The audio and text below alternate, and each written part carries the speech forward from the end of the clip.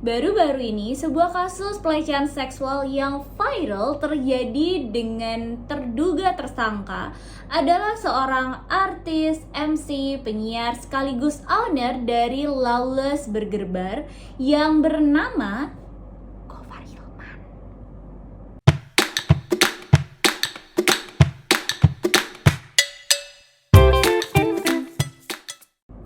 Thank you banget karena udah mampir ke YouTube channel Dosen Hukum dan nonton video ini. Dosen Hukum akan membahas tentang peraturan, hukum, dan kasus-kasus yang menarik yang terjadi di Indonesia. Jadi buat kalian semua yang tertarik dengan materi aku, silahkan untuk like, subscribe, komen, dan turn notification on supaya kalau Dosen Hukum upload video baru, kamu langsung tahu. Jadi, kasus ini berawal dari sebuah tweet yang diupload oleh akun Nyelaras @queenjojo pada 8 Juni 2021. Jadi aku akan menampilkan tweetnya sambil aku bacain karena ini merupakan kronologi terjadinya pelecehan tersebut dari kacamata atau dari sudut pandang seorang korban. Beberapa orang tanya, beneran? Iya, bener. Di Agustus 2018, gue datang ke acara yang salah satu bintang tamunya adalah Gofar Hilman di Malang. Di penghujung acara, gue maju ke depan niat untuk keperluan Instastory My Mistake. Lalu Gofar tarik dan rangkul gue. Oke, gue pikir dia humble. Setelah selesai rekam video bareng dia, tangan dia tiba-tiba meluk gue dari belakang. Gue mulai bingung harus gimana karena pelukannya kok kenceng banget. Gue pakai dress selutut, tangan Gofar tiba-tiba masuk ke baju gue, satu tangan dari atas dan satu tangan lagi dari bawah. Gue shock. Di situ tangan Gofar mulai mengacak-acak bagian-bagian tubuh sensitif gue. Gue minta lepas, nggak didengar dan kondisinya depan gue rame banget. Cowok menyaksikan itu cuman teriak, "Dienakin kok nggak mau?" Iya, gue langsung ngerasa rendah banget. Alhamdulillah ada satu laki-laki yang tarik gue dari Gofar dan keramaian itu. Dia bilang, "Udah, lo aman di sini. Gue lupa banget nama lo, tapi kalau suatu saat lo baca dan enggak ini lo, maaf gue belum sempat ngomong makasih banyak udah nolongin." Gue berusaha stay cool saat itu, tapi otak gue sebetulnya blank. Memang jijik dengan kelakuan Gofar, tapi lebih jijik dengan kerumunan orang-orang yang saut-sautan, dienakin kok nggak mau, dan ya sambil ketawa-ketawa. Jadi sempat trauma dengan keramaian untuk beberapa waktu. Beberapa bulan setelah kejadian itu, gue pernah speak up di Instagram. Tapi gue take down karena respon salah satu teman perempuan yang intinya tuh bilang, bukannya dia punya alasan sampai bisa ngelakuin itu. Jawaban itu bikin gue geli dengan diri sendiri. Beberapa kali gue coba speak up lagi ke orang-orang terdekat. Alhamdulillah beberapa jadi supporter yang Masya Allah banget. Tapi gak sedikit juga respon yang, "Lo terlalu hot sih, sorry, I'll never take it as a compliment." Atau ya udah simpen aja, kalau lo ngomong ke publik lo yang diserang fansnya. Sekarang gue ngerasa punya orang-orang terdekat yang supportive banget, tapi udah gak takut lagi kalau penggemarnya sekarang kalau dia mau penggemarnya. Sekarang gue unblock Gofar karena tujuan gue speak up secara publik ini. Jadi menurut aku Queen Jojo nih hebat banget ya. Dia tuh kayak berani untuk berani untuk speak up gitu loh. Dan dia tuh kayak bikin surat terbuka untuk Gofar. Isinya tuh kayak gini. Untuk 1, Gofar agar menyadari perbuatannya 3 tahun silam dan gak ngulangin ke siapapun lagi. 2, mengingatkan Gofar bahwa gak semua orang mau melakukan apapun dengan kamu. 3, mengingatkan semua orang untuk berhati-hati dalam mengambil tindakan walaupun di ruang publik. Dan 4, mengingatkan semua orang bahwa dilecehkan di ruang publik sama sekali bukan sesuatu yang mengenakan. Jadi kedepannya kalau ada yang bercanda, dienakin kok nggak mau, gue keplak pala lo. 5, Menolong orang yang dilecehin dimanapun itu merupakan responsibility semua orang. 6. Jangan anggap remeh pelecehan sekecil apapun karena nggak semua orang bisa handle trauma dengan baik. 7. Agar semua orang yang berniat melakukan pelecehan ke siapapun bisa mikir berkali-kali atas konsekuensi dari tindakan impulsif dan menjijikan itu. Good night. Jadi, aku memahami sih kenapa butuh waktu yang lama untuk Queen Jojo ini akhirnya bisa speak up gitu loh. Dan aku juga paham kenapa pada saat dia dilecehin dia tuh cuman bisa diem karena ada yang namanya tonic immobility. Jadi, kira-kira tonic immobility ini adalah reaksi biologis dan kondisi itu menyebabkan kelumpuhan sementara atas apa yang diterima sama tubuhnya. Dan tonic immobility ini menggambarkan keadaan kelumpuhan yang tidak disengaja dan terjadi di luar kendali, di mana seorang tidak dapat bergerak atau dalam banyak kasus bahkan nggak bisa bicara juga. Dan temuan studi itu mengungkapkan dari hampir 300 wanita yang mengunjungi klinik untuk korban pemerkosaan, 70% diantaranya itu mengalami tonic immobility. Dan sebagian responden menjawab bahwa mereka itu tidak bisa melawan, mereka tidak bisa berteriak untuk minta tolong. Dan peneliti juga menemukan bahwa para korban yang diserang kelumpuhan dalam tingkat ekstrem itu benar-benar gak bisa ngapa-ngapain gitu. Jadi please banget buat kalian semua tuh jangan asal komen kenapa sih nggak ngelawan aja pas dilecehin, kenapa nggak dorong, kenapa nggak pukul kayak gitu. Kalian nggak bisa komen kayak gitu. Jadi karena memang ada yang menyebabkan itu terjadi kayak shock gitu. Nah please banget buat kalian semua tuh juga jangan komen ke orang-orang yang kayak Queen Jojo ini, kenapa sih setelah bertahun-tahun lo baru speak up, kenapa lo baru ngomong sekarang, atau sampai victim blaming bahkan ya, karena korban kekerasan seksual ini tuh untuk menceritakan apa yang pernah mereka alami itu mungkin mengerikan banget gitu loh, kayak seakan-akan mungkin mengulangi trauma itu lagi gitu, mengulangi kejadian itu lagi gitu. Dan aku pengen tanya juga sebenarnya, kalau misalnya kalian ada yang survivor pelecehan seksual di sini atau kekerasan seksual, atau punya kerabat yang menjadi korban atas itu, mungkin kalian bisa cerita sedikit ke kita, sharing ke kita, apakah korban juga melakukan atau mengalami hal yang sama dengan apa yang dialami Queen Jojo dan 70% korban pemerkosaan yang tadi aku sebutin di atas gitu, ada jurnalnya. Aku pengen tahu, dan aku bukan psikolog jadi aku nggak akan bahas ini terlalu panjang. Tapi kalau misalnya kalian ada juga yang ahli di bidang psikologi dan tahu ilmunya, kalian mungkin bisa cerita ke aku sedikit atau komen di bawah tentang hal ini, bener nggak sih, atau menurut segi psikologi itu gimana gitu.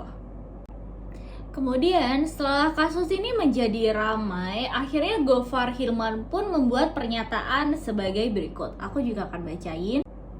Tanggapan gue soal kejadian yang lagi rame banget di Twitter yang melibatkan nama gue inget banget event ini tuh di acara tersebut banyak cowok dan cewek yang minta instastory. Di sini gue minta maaf kepada semua pihak yang tidak nyaman ketika gue rangkul. Salah gue tidak meminta konsen akan rangkulan itu. Untuk masalah tuduhan pelecehan, di sini gue yakin tidak melakukan hal itu. Ada 2 orang yang dampingin gue saat itu, 1 orang cewek panitia dan 1 orang cowok asisten gue. Mereka yang jagain gue sampai masuk mobil di akhir acara. Konfirmasi mereka bilang bahwa gue nggak melakukan seperti yang dituduhkan tersebut. Biar sama-sama enak, gue siap menyelesaikan masalah ini sebaiknya sih secara hukum. Tapi kalau ada usulan lain, gue siap mendiskusikan masukannya. Karena melibatkan fitnah pakai nama gue di sini. Tim gue sedang reach yang bikin tweet tersebut, semoga bisa selesai secepatnya. Jadi setelah kasus ini nama Gofar Hilman tuh finally sempet trending topik gitu di Twitter. Terus banyak juga yang komen kayak gimana ya, sentimen publik itu nggak bisa dibendung lagi karena Gofar Hilman ini memang sosok yang kontroversial gitu kan. Gue sih pengennya tetap presumption of innocent ya. Tapi secara personal, jadi Gofar Hilman ini memang public figure yang sering ngumbar aktivitas sensual, aktivitas seksual, dan sering melontarkan kata-kata yang menjurus sesuatu yang seperti itu gitu loh, kayak mesum-mesum gitu. Nah, aku akan tampilin salah satu cuplikan video saat dia tuh jadi guest star di Tonight Show yang sampai saat ini masih ada di YouTube. Kalau misalnya kalian mau lihat videonya, nanti aku taruh di description box linknya supaya kalian gampang untuk ngeklik.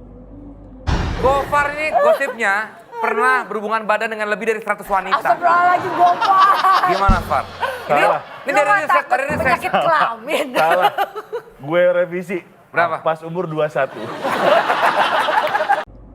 Oke, ini bener-bener kayak when Gofar went too far gitu ya.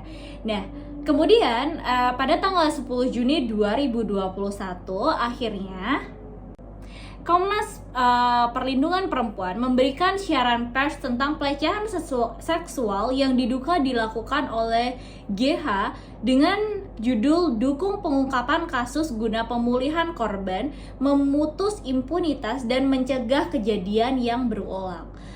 Komnas Perempuan berharap pengungkapan kasus pelecehan seksual dapat menyemangati perempuan korban yang lain untuk juga maju melaporkan kasusnya. Komnas Perempuan mengajak semua pihak untuk mendukung upaya korban dengan mendengarkan pengalaman mereka, jangan disudutkan dan distigma. Hal ini terutama karena pengungkapan kasus merupakan langkah awal mendukung upaya pemulihan korban, memutus impunitas, dan mencegah kejadian berulang. Oke, aku senang banget karena Komnas Perempuan tuh akhirnya menanggapi hal-hal seperti ini tuh dengan sigap gitu. Jadi langsung aja aku akan ngejelasin aturan hukum atau konsekuensi-konsekuensi berkenaan dengan pelecehan seksual. Jadi, berkenaan dengan pelecehan seksual sebagaimana dijelaskan oleh Ratna Batara Munti dalam artikel Kekerasan Seksual, Mitos dan Realitas, istilah pelecehan seksual mengacu pada sexual harassment yang diartikan sebagai unwelcome attention atau secara hukum didefinisikan sebagai imposition of unwelcome sexual demands or creation of sexual offensive environment. Definisi lain dikemukakan oleh Judith Berman. Jadi dia merumuskan pengertian sexual harassment sebagai sebuah tingkah laku seksual atau kecenderungan untuk bertingkah laku seksual yang tidak diinginkan oleh seseorang baik secara verbal atau psikologis maupun secara fisik yang menurut si penerima tingkah laku sebagai merendahkan martabat, penghinaan, intimidasi, dan juga paksaan. Sementara itu, menurut Nina Tursina, ada 4 bentuk pelecehan seksual yang kalian harus tahu. Ini ada dalam artikel Apakah Memandang Termasuk Pelecehan Seksual. Jadi, 4 bentuk itu adalah seperti ini. Yang pertama, itu adalah fisik, yaitu kontak langsung tubuh seperti mencubit, mencium, menatap, dan juga nafsu. Kemudian, secara lisan, yaitu komentar yang tidak diinginkan tentang kehidupan pribadi. Kemudian secara isyarat, yaitu bahasa tubuh yang bernada sensual atau seksual. Dan yang keempat adalah tulisan, gambar, pornografi, porteks seksual atau pelecehan lewat email dan media telekomunikasi elektronik. Kemudian ada tambahan, yaitu secara psikologis dan emosional, yaitu ajakan terus-menerus dan tidak diinginkan seperti kencan yang tidak diharapkan, penghinaan, dan juga celaan. Kalau kita ngomongin hukum formilnya, sayangnya di Indonesia istilah pelecehan seksual ini masih belum ada dalam KUHP ya. Jadi yang dikenal itu cuman istilah perbuatan cabul dengan kekerasan atau ancaman kekerasan sebagaimana yang diatur sanksinya di pasal 289 KUHP. Barang siapa dengan kekerasan atau ancaman kekerasan memaksa untuk melakukan atau membiarkan dilakukan perbuatan cabul diancam karena melakukan perbuatan yang menyerang kehormatan kesusilaan dengan pidana penjara paling lama 9 tahun. pelecehan seksual dapat dijerat dengan pasal pencabulan, itu ada di pasal 289 sampai pasal 296 KUHP. Nah, apa yang dikategorikan sebagai perbuatan cabul itu ada di penjelasan di R. Susilo dalam bukunya Kitab Undang-Undang Hukum Pidana serta komentar-komentarnya lengkap pasal demi pasal. Adalah segala perbuatan yang melanggar kesusilaan dalam kurung kesopanan atau perbuatan yang keji sebagaimana di dalam lingkungan nafsu birahi kelamin. Misalnya mencium-cium, meraba-raba anggota kemaluan, kemudian meraba-raba buah dada, dan sebagainya. Nah, bagaimana untuk memproses tindak pidana perbuatan cabul? Itu tetap harus kembali berpedoman pada alat bukti dalam hukum acara pidana sebagaimana yang diatur di pasal 184 ayat 1 Undang-Undang Nomor 8 Tahun 1981 tentang hukum acara pidana. Jadi, alat-alat bukti tersebut yang pertama adalah keterangan saksi, kemudian keterangan ahli, surat, petunjuk, dan keterangan dari terdakwa. Oke, itu tadi aku ngebahas tentang pelecehan seksual atau perbuatan cabul. Nah, sebenarnya ada satu lagi ya, aku mau kasih informasi. Ada yang namanya kekerasan seksual dan pelecehan seksual. Aku akan ngasih kalian petunjuknya kira-kira seperti ini. Nah, kalau tentang kekerasan seksual, dia adalah setiap perbuatan yang merendahkan, menghina, menyerang, dan atau tindakan lainnya terhadap tubuh yang terkait dengan nafsu perkelaminan, hasrat sensual seseorang, dan atau fungsi reproduksi secara paksa bertentangan dengan kehendak seseorang, dan atau tindakan lain yang menyebabkan seseorang itu tidak mampu memberikan persetujuan dalam keadaan bebas. Karena ketimpangan relasi kuasa, relasi gender, dan atau sebab lain yang berakibat atau dapat berakibat pada penderitaan dan atau kesengsaraan terhadap secara fisik, psikis, seksual, kerugian secara ekonomis, sosial, budaya, dan atau politik. Jadi kalau kekerasan seksual ini tuh kayak contohnya, mohon maaf, pemerkosaan atau pemerkosaan pada saat yang bersangkutan tuh sedang di bawah pengaruh minuman alkohol atau dibius dan lain sebagainya. Nah, kira-kira kayak gitu ya. Itu bedanya kekerasan seksual dan pelecehan seksual. Dua-duanya sama-sama perbuatan yang cabul karena menggunakan unsur seksualitas dan sensualitas gitu. Cuman kalau kita ngomongin pemerkosaan pasti hukumannya akan lebih berat gitu, dan pembuktiannya pun kadang-kadang kalau kita ngomongin pembuktian, pelecehan seksual tuh susah atau lebih sulit dicari barang buktinya, iya kan? Itu yang jadi masalah korban. Seringkali kenapa sih nggak melaporkan itu tuh ke kepolisian gitu. Jadi gini, sebenarnya aku ngebahas kasus ini tuh udah pengen ngebahas tuh lama gitu ya. Jadi sebelumnya ada kasus yang kalau misalnya kalian juga ngikutin sempat viral. Ini tuh kejadiannya di Kemayoran, ada ibu-ibu atau wanita gitu. Dia tuh lagi naik sepeda, terus ada yang namanya begal payudara. Itu kayak megang payudaranya dia, kemudian pergi gitu naik motor, terus dikejar sama seseorang, bukan ditabrak ya, tapi nyenggol gitu, terus orangnya tuh jatuh gitu.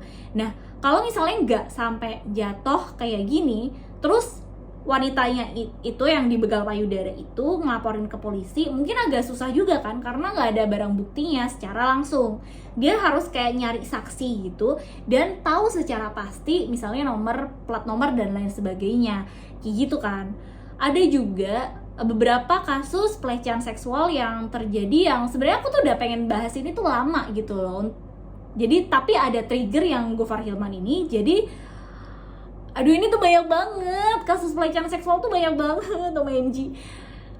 Banyak banget, seriusan banyak banget. Aku tuh kalau misalnya, atau kalian juga mungkin nyadar ya, setiap buka sosial media, kayak seminggu tuh pasti ada aja kasus yang kayak begal payudara lah, ada lagi masokis yang nunjukin kelamin lah di jalanan umum, iya kan?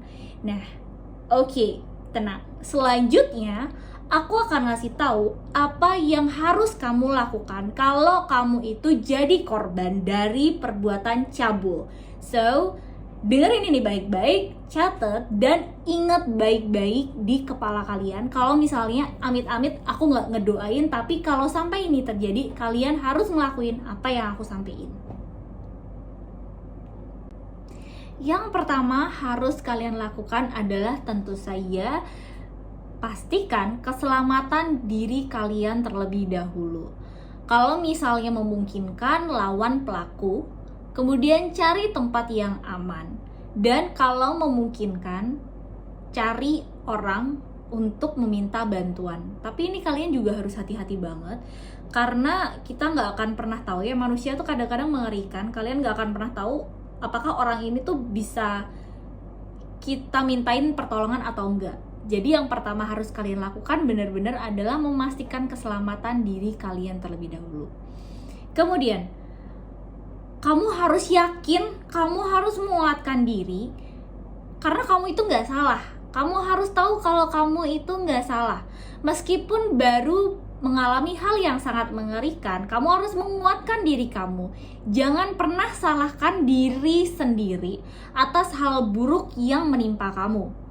Kemudian, yang ketiga, usahakan untuk mendokumentasikan apapun yang memungkinkan, atau kalau misalnya tidak memungkinkan untuk mendokumentasikan pada saat kejadian itu berlangsung, kamu bisa menyimpan alat bukti.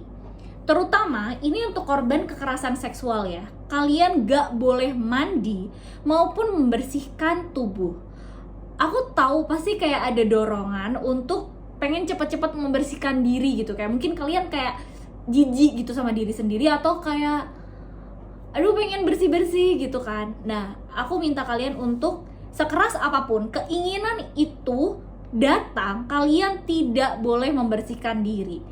Penting untuk tidak menyisir rambut, menyikat tubuh, membilas tubuh, mencuci vagina, mohon maaf, ataupun douche, menyikat gigi, atau mandi dalam waktu 24 jam ke depan setelah mengalami kejadian atau tindakan kejahatan tersebut. Dan ini juga penting, jangan ganti baju, jangan makan minum jika memungkinkan. Terus kemudian simpan juga baju, celana, pakaian dalam yang pada saat itu kamu gunakan, ataupun mungkin barang-barang yang tertinggal dari lokasi kejadian, ataupun pada saat itu melekat di kamu gitu loh. Nah, kemudian kalau udah, bungkus barang-barang ini di dalam kertas atau koran masing-masing. Jadi jangan dicampur. Sebisa mungkin bungkus dalam koran atau kertas. Jangan masukin ke kantong plastik, karena ini takutnya akan merusak barang bukti atau menghilangkan cairan-cairan yang bisa menjadi barang bukti gitu loh.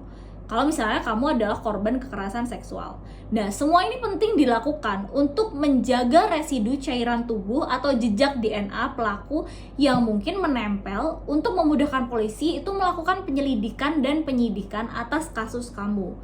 Kemudian, kalau memungkinkan, jangan membersihkan, jangan menyentuh apapun di tempat kejadian kalau misalnya tindakan kekerasan seksual ini terjadi di tempat-tempat yang familiar buat kamu, kayak misalnya kamar tidur, ataupun rumah atau ruangan sekolah, atau tempat kerja mungkin gitu ya, yang kira-kira bisa kamu jaga. Kamu pastiin kalau itu tidak rusak tempat kejadiannya, itu lebih baik. Itu akan memudahkan banget kinerja polisi untuk mencari bukti-bukti. Kemudian, segera lakukan visum di pelayanan kesehatan terdekat. Kamu harus ngelakuin visum karena ini adalah bukti utama yang paling kuat yang bisa menjerat pelaku terhadap kekerasan yang dilakukan gitu. Oke, kalau kamu udah punya semua buktinya, kamu udah visum, apa sih yang bisa kamu lakuin? Langsung laporkan ke kepolisian terdekat dan jangan lupa buat bawa barang bukti yang udah kamu kumpulin tadi. Kemudian kalau memungkinkan pada saat kejadian kamu juga bisa langsung telepon polisi di 110. Nanti aku akan kasih hotline-nya semuanya di description box. Jadi kalian bisa simpen ya. ada ambulan juga di 118 atau layanan gawat darurat di 119.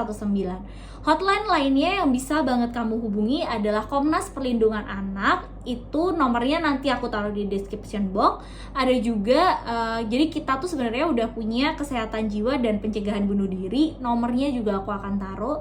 Kemudian kalau kalian mau ngubungin Komnas HAM juga bisa banget. Itu masih terafiliasi.